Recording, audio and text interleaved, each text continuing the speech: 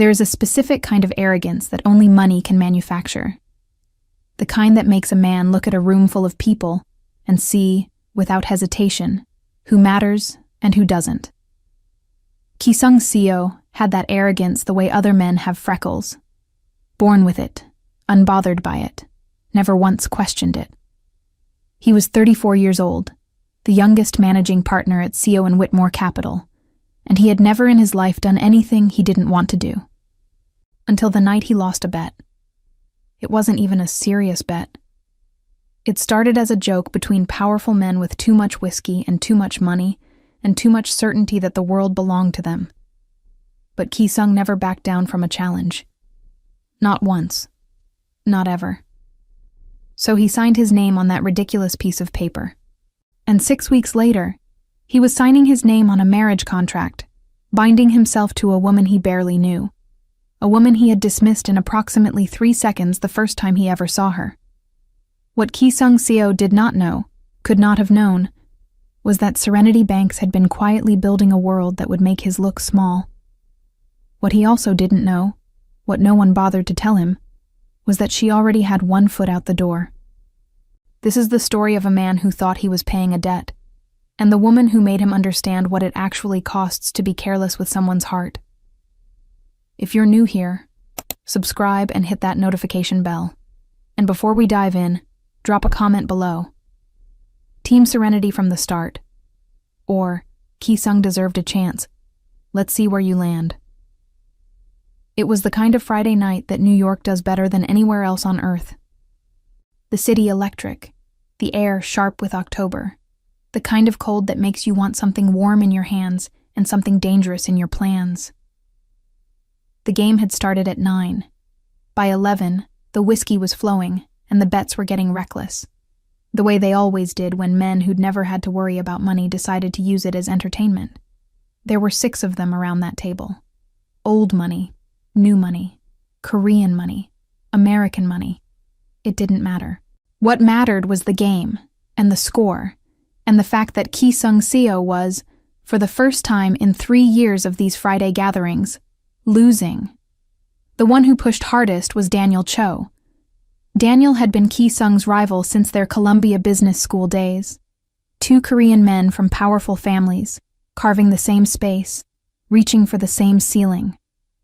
They'd landed in something like a friendship, the way ambitious people sometimes do. Competitive, honest, occasionally vicious. It was Daniel who leaned back in his chair, swirling his glass, watching Ki-sung's careful face as the cards went wrong again. You know what your problem is? Daniel's voice was easy, amused, the voice of a man who already knew what he was going to say. You've never once had to deal with something you didn't choose. Your car, chosen. Your penthouse, chosen. The women you date, filtered, polished. Exactly what fits your image. You've built a life with 0 tolerance for the unexpected. Ki-sung didn't look up from his cards. That's called efficiency. That's called fear. The table went quiet in the particular way that happens when someone says the thing that's too true to laugh off. Ki-sung set his cards face down. His jaw worked once. Then, name your bet. Daniel smiled like a man who had been waiting for exactly this moment. He slid a cocktail napkin across the table. On it, in Daniel's surgeon-neat handwriting, was a name, an address, a restaurant. Serenity Banks, 29 years old. She owns Sable, that new Southern Korean fusion place in the West Village that got 3 stars from the Times last month. She's been a client at my firm for 2 years.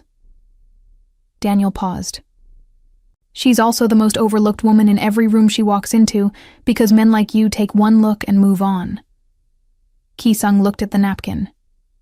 You want me to what, exactly? Marry her, contract marriage, 6 months. You pay her a consulting fee, $500,000. And she gets whatever business benefit she wants from the association with your name. At the end of 6 months, if you haven't fallen for her, you walk away. She keeps the money, and I never mention this night again. Daniel leaned forward. But if you fall for her and she doesn't want you back, you match the $500,000 out of your own pocket and donate it to the charity of her choosing. No negotiation. Someone at the table laughed. Someone else said it was insane. Ki-sung looked at the napkin for a long time. He thought about what Daniel said. Fear. He turned the word over like a stone. Fine. The word came out before anything careful could stop it. Daniel raised his glass. Gentlemen, Ki-sung Seo is getting married. Serenity Banks had been running on 4 hours of sleep for the better part of 6 months, and she was completely at peace with that. She was 29 years old, the daughter of a woman who had made the best biscuits in Savannah, Georgia, and a father who had taught her that excellence was not a reward, it was a requirement. She'd inherited both lessons and built them into something that had no right to exist as fast as it did. Sable had opened 16 months ago in a West Village brownstone that used to be a failing tapas bar. The concept was hers entirely. Southern American cooking filtered through the precision of Korean technique. Braised short ribs with gochujang glaze, cornbread with doenjang butter, collard greens finished in sesame oil and smoked with applewood. The food press didn't know what to make of it for the first 3 months. And then the Times came in, and the reviewer sat for 2 hours and 40 minutes and ordered everything on the menu twice. After that, the reservation list stretched to 11 weeks. Serenity was in her kitchen on the Tuesday morning that Daniel Cho's assistant called her about the meeting. She had flour on her forearm and a new sauce reducing on the left burner. She almost didn't pick up. Daniel's proposal, delivered over coffee in his corner office 3 days later, landed somewhere between insulting and fascinating. A contract marriage. She said it back to him very slowly. 6 months. You get $500,000, access to his network, and an immediate table at every investor dinner where your expansion plans are currently being ignored because you're a 29-year-old black woman with no corporate backer. Daniel kept his tone neutral, but his eyes were direct. I know what you're trying to do with the Chicago location. I know the funding has been harder than it should be. This solves that. Serenity sat with it. She was not naive.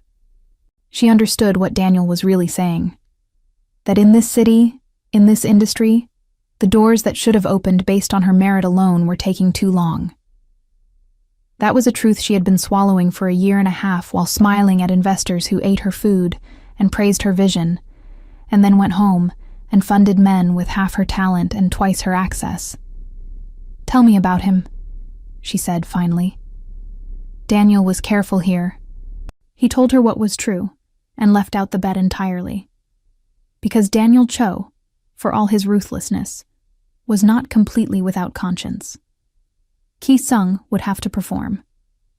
He would have to be a real husband in the ways that counted, in public, in her business circles, in the spaces where her name needed weight behind it. And what does he get out of it? Serenity asked. Nothing he can't afford to lose, Daniel said.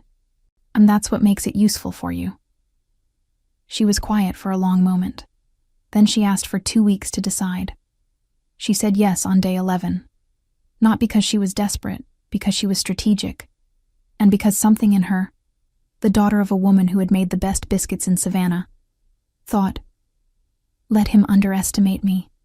Let them all underestimate me. That's when I do my best work. They met for the first time in a lawyer's office on a Wednesday afternoon in late November. Ki-sung arrived 4 minutes early. Serenity arrived exactly on time. He stood when she walked in. His mother had drilled that into him so deep it was reflex now. And in the 3 seconds before his mind caught up with the situation, something happened that he would spend the next 4 months trying to explain away. She walked into that room like she owned the building, not performatively, not the practiced entrance of someone who'd been told they were beautiful so many times they'd learned to announce it. This was different. She moved like a woman who simply had no time to be anything other than exactly herself. Then his brain caught up, and Ki-sung Seo did what he always did. He categorized, filed, moved on. Contracted obligation. 6 months. He was a man who could do difficult things efficiently. The paperwork took 40 minutes. They were polite to each other in the specific way of two people who understand the transaction clearly. Outside on the sidewalk, before they went to separate cars, she stopped and looked at him with an expression he couldn't quite read. "I have 3 rules." Her voice was even, not soft, not hard, just clear, the way a woman speaks when she's spent years making herself heard in rooms that didn't want to hear her. "Don't lie to me. Don't embarrass me. And don't mistake this for something it isn't." Ki-sung looked at her for a moment. "Same." She nodded once and got into her car. He watched it pull away and thought, "This is fine. 6 months is nothing." He'd spent longer on deals that bored him. He was, at that point, still completely wrong about everything. The arrangement had a simple structure. They would appear together at events twice a month minimum. He would attend 2 dinners at Sable per month to be seen, to be visible, to lend his name to the space. She would attend 2 events in his professional circle. They lived separately, her apartment in the West Village, his penthouse in Tribeca. But to the world, they were a married couple making it work around demanding schedules. The first dinner at Sable happened on a Thursday night in December, 3 weeks after the papers were signed. Ki-sung had eaten at Michelin-starred restaurants on 4 continents. He sat down at Serenity's table with the mild expectation of a man who has been impressed before and is prepared to be impressed again, in the general, comfortable way. What he was not prepared for was the experience of eating food that felt like it was trying to tell him something. The first course arrived, a small bowl of gochujang braised short rib set over sweet potato grits, finished with a crispy shallot and a single drop of black garlic oil. He ate it slowly. Then he sat there for a moment before the next dish came and thought, with a kind of quiet shock he was careful not to show, "I have never tasted anything like that." Serenity was not at the table. She was in her kitchen. She always worked Thursday service personally. He found himself watching the kitchen pass through window more than once. She came out near the end of the night, doing her rounds, the owner's walk, the quiet check-in with tables, the small conversation that never overstayed its welcome. She stopped at his table last. "How was everything?" "The short rib," he said, and stopped, because he wasn't sure how to finish the sentence without sounding like someone who'd been caught off guard. Something moved in her face. Satisfaction, maybe. The very specific satisfaction of someone who has made something they're proud of and just watched it land. "My grandmother's recipe," she said, "with adjustments. The gochujang is yours. The ratio is mine." She never would have gone that far south with it. She thought Korean food should stay Korean, and Southern food should stay Southern, and the two should just appreciate each other from across the room. A very small smile. "I disagreed." Ki-sung looked at her. "Good thing you did." She held his gaze for 1 beat longer than he expected. Then she excused herself to greet another table. He sat there for another 20 minutes after he'd finished eating. His driver texted twice. He didn't move. January came in cold and honest. The investor dinner where Serenity needed him to perform happened on the 14th. A private gathering at a boutique event space in Midtown, 20 people. The kind of room where expansion capital got quietly decided over very good wine.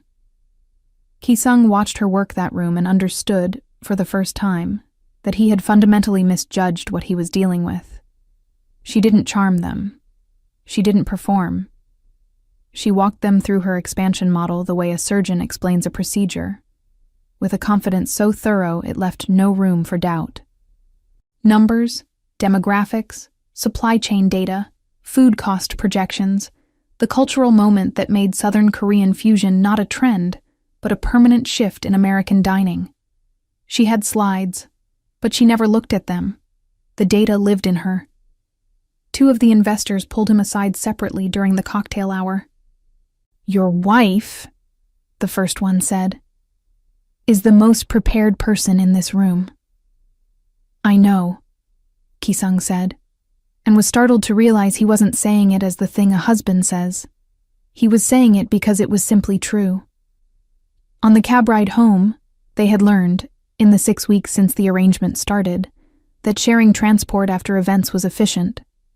She leaned her head back against the seat and let out a long, quiet exhale. It was the first unguarded thing he'd seen her do. "That went well," he said. "It went exactly the way it was supposed to." But she was smiling at the ceiling of the cab. And it was not the controlled professional smile. It was the smile of someone who has been working very hard for a very long time and just watched it pay off. Ki-sung looked at that smile and felt something he didn't immediately have a name for. He turned and looked out the window at the city moving past, and very deliberately found something else to think about. February arrived, and the arrangement had settled into something that neither of them was naming carefully enough.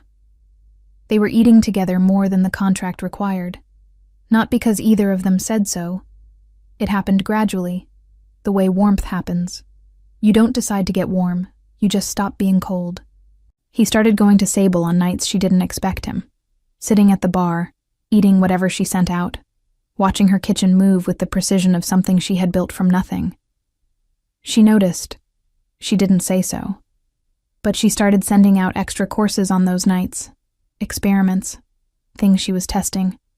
"You trust my palate," he said one night, around 10, when the restaurant had emptied and she'd brought 2 glasses of something smoky and Korean to the bar and sat across from him. "I trust that you're honest about what works and what doesn't. You don't perform appreciation. You either like something or you don't, and your face doesn't lie even when your mouth does." He was quiet for a moment. "Is that a compliment?" "It's an observation." He looked at her. She was looking at her glass. Serenity. She looked up. "The arrangement?" He stopped. Started again. "I want to..." Her phone buzzed. She looked at it. A late kitchen emergency. She was on her feet before she apologized, and the moment folded up and was gone. Ki-sung sat at that bar for a long time after she disappeared into the kitchen. He finished his drink. He turned down the second pour. He went home and stood in his enormous, impeccably designed penthouse and felt, for the first time in years, that his life was very quiet in a way that had nothing to do with sound. He called Daniel the next morning. "I think I'm in trouble," he said, without preamble. Daniel was quiet for exactly 3 seconds. "I know," he said. "I've been watching it happen since January." A pause. "What are you going to do about it?" "I don't know yet." "Well," Daniel said, and his voice had something in it that wasn't quite guilt but was adjacent to it. "You should probably decide before she figures it out first." Ki-sung didn't know what Daniel meant by that. He was about to find out. It was a Saturday evening in late February, and Serenity was at a small dinner party hosted by one of her investors in the Upper West Side. Ki-sung had been pulled into a last-minute board call and couldn't make it. She was seated next to a woman named Claire, a partner at a different firm, who had had 2 glasses of white wine and the specific social recklessness that comes with it. "You know about the bet, right?" Claire said, in the voice of someone who thinks they're being kind by asking. Serenity went very still. She didn't let her face change. She had spent years in rooms where she couldn't let her face change. "Of course," she said, and smiled, and reached for her water glass. The rest of the dinner lasted an hour and 15 minutes. Serenity ate everything on her plate and participated in every conversation and said goodbye warmly to every person at that table. Then she got into a car and sat in the dark as the West Village slid past the windows, and she thought about every moment of the last 3 months with the cold precision of a woman who has always known, somewhere deep, that when something good comes too easily, it's worth looking for the seam. The bet. He had lost a bet, and she was the debt. She sat with that until the car stopped. Then she went upstairs, and she did not cry. Not because she didn't feel it, but because the thing moving through her was not grief. Not yet. It was something harder and cleaner. It was the recognition that she had been right, all along, to keep that last door locked. She called Marcus at 11. Marcus Webb, her best friend since their days at NYU, the man who had been in her corner for 11 years, the man who always answered on the second ring regardless of time or continent. "I need to leave," she said. "Tell me everything," he said. She did. By the time she was done, Marcus had a plan. Not because he was dramatic, though he was lovingly and completely, but because he understood Serenity Banks in the way that only a person who has watched someone be underestimated their entire life can understand them. "You're not running away," he said firmly. "You're stepping back. There is a difference." "Explain the plan, Marcus." He explained the plan. She was on a flight to Miami the following Monday. Ki-sung noticed something was wrong before he noticed she was gone. He texted her Sunday afternoon about a logistics question for the following week. No response. He texted again, Sunday evening. Nothing. He called. Voicemail. He told himself she was busy. She was always busy. He went to sleep, badly, and was at his desk by 6 the next morning. By noon on Monday, something cold had settled in his chest. He called Sable, her sous chef, Marcus's cousin who'd been brought in to cover, told him she'd taken a personal leave, indefinite. He called Daniel. "Where is she?" A long pause, the kind of pause that holds something heavy. "She found out about the bet," Daniel said. The words landed like a change in atmospheric pressure. Ki-sung sat in his office chair and didn't move for a long time. Who told her? Claire Mansfield. At the Rothstein dinner Saturday. Another long silence. "Daniel." His voice was very quiet. "Did you know this would happen?" Daniel didn't answer, which was its own kind of answer. Ki-sung stood up from his desk and walked to his floor-to-ceiling window and looked at New York spread out below him and felt, for the first time in his adult life, completely unmoored. Not because the arrangement was ending, because something he hadn't protected carefully enough was broken. He thought about her walking into that lawyer's office, the way she'd moved, the rules she'd given him. Don't lie to me. He hadn't lied, but he hadn't told the truth either. And in the arithmetic of trust, those two things are not different enough. 3 weeks passed. Ki-sung functioned with the mechanical efficiency of a man who is refusing to let himself feel something, because if he lets himself feel it, he won't be able to stop. He went to work. He closed 2 deals. He ate food that tasted like nothing. He stood in his kitchen twice trying to replicate the ratio of gochujang from the short rib dish, which was perhaps the most telling thing he'd ever done, and burned both attempts. Then his assistant sent him the invitation to the New York Food and Culture Gala, a benefit dinner for culinary education in underserved communities, happening at the Metropolitan Pavilion on the last Friday of March. Sable was one of the restaurant sponsors. He went. He told himself it was because of the sponsorship connection. He told himself a great many things that March that he had no business believing. The room was extraordinary. 300 people, every significant name in New York food media and hospitality, tables and jewel tones, the kind of event that exists at the intersection of pleasure and purpose. Ki-sung arrived at 8, took a glass of something he didn't drink, and moved through the room. He saw her at 8:43. She was across the room, near the windows, wearing something the color of deep water, and she was laughing. Ki-sung stopped moving. She was laughing at something the man beside her had said, her head tilted back slightly, completely unguarded, completely present. And she was, the word arrived without his permission, radiant. The man beside her was tall, with the easy physical confidence of someone completely comfortable in formal clothes. His hand rested at the small of her back in the natural, possessive way of someone who has done it 1,000 times. Something broke open in Ki-sung's chest. He stood there and felt it.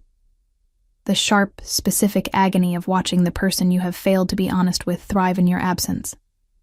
And it was worse than anything he'd been prepared for, because she didn't look diminished. She didn't look wounded. She looked free.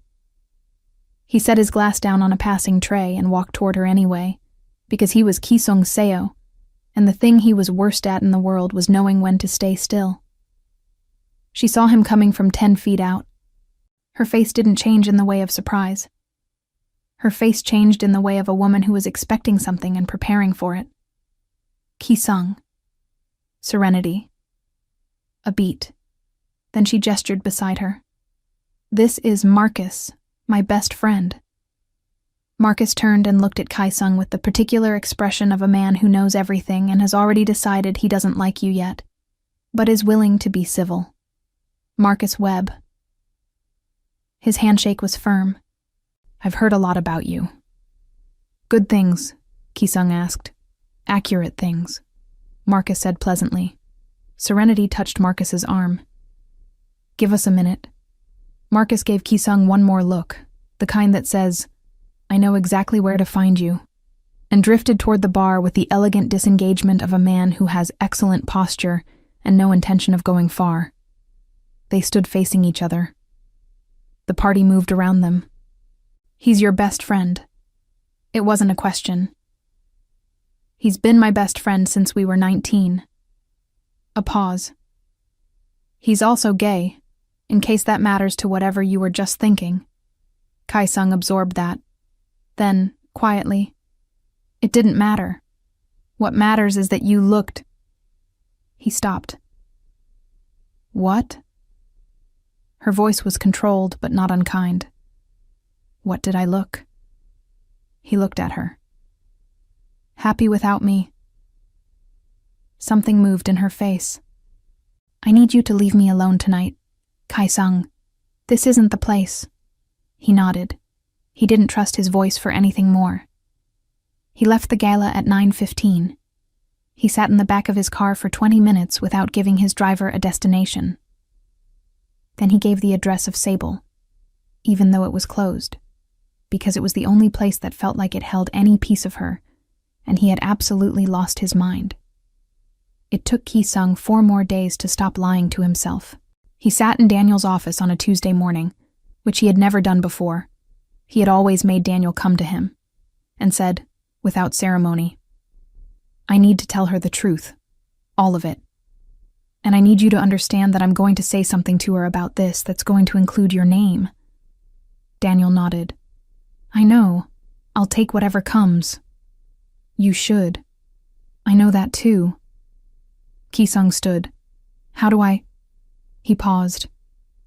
The question felt strange in his mouth, because Ki-sung Seo did not ask people how to do things. How does a person apologize for something this specific? Daniel looked at him for a long moment. You don't figure out what to say first. You figure out what you mean first. Then you say it. Ki-sung thought about that for the rest of the day. He thought about what he meant. He thought about the short rib. He thought about the cab ride and the smile she'd aimed at the ceiling. He thought about 3 rules she had given him on a sidewalk in November, and how cleanly, thoroughly he had broken the first one, not with a lie, but with an omission that had the same weight. He thought about the way she'd moved into that lawyer's office like she owned the building. He thought, I have spent my entire adult life optimizing for outcomes. And I have never once in my life wanted an outcome the way I want this one. He picked up the phone and called Sable. I need to make a reservation, he said, for this Saturday, dinner service. The hostess told him the wait was 11 weeks. I know, he said. I'll take a table for 1 at the bar, whatever opens up. Sir, tell Serenity it's Ki-sung. She'll decide. There was a long pause. Then, can you hold? He held for 4 minutes. Mr. Seo, we can seat you at the bar at 7:30 Saturday. He exhaled. Thank you. Saturday came. Sable was full, every table, the particular warmth of a room where good food is being made by someone who cares about it entering every corner. The noise level was exactly right. Present enough to feel alive, quiet enough to have a real conversation. Ki-sung arrived at 7:25. He was seated at the bar. He ordered water. He waited. She came out of the kitchen at 8, After the main service rush had peaked, she was still in her chef's coat, her hair pulled back, and she walked the floor with the particular authority of someone who built this place from scratch and knows every table's story. She stopped in front of him. He had prepared things to say. Carefully, specifically, the way he prepared for important meetings. All of it dissolved. What came out instead was, "I don't know how to do this." She looked at him. "I have never in my life not known how to do something when I decided I wanted to do it. I'm very good at deciding what I want and moving toward it with efficiency and removing whatever's in the way." He paused. "You are the first thing I've ever wanted that I cannot move toward efficiently, because the thing that's in the way is something I did. And you're right to have it there." The room continued around them, oblivious. "The bet was real," he said. "I lost a hand at cards in October, and Daniel's penalty was that I had to marry someone outside the type of woman I usually choose. The word he used was fear, that I had arranged my life so perfectly, I had no tolerance for anything unexpected. A beat. He was right. I was too proud to admit it. So I said yes." Serenity's expression had not changed. She was listening the way someone listens when they've been waiting for a specific thing to be said. "I didn't know you," Ki-sung continued. "And then I did. And then I knew that what I was feeling was—" He stopped. "I don't have a clean word for it. I just know that every choice I've made in the last 6 weeks has been shaped by it. And I'm not someone who lets things shape my choices. And I don't know what to do with that except stand here and tell you, in front of your restaurant that you built with your own hands, that I—" He stopped again, took a breath. "That I was afraid, the way Daniel said, and meeting you was the first thing that made the fear feel worth having." The table nearest the bar had gone quiet. Then the next one. The silence spread in the gradual, involuntary way of a room becoming aware of something important happening in it.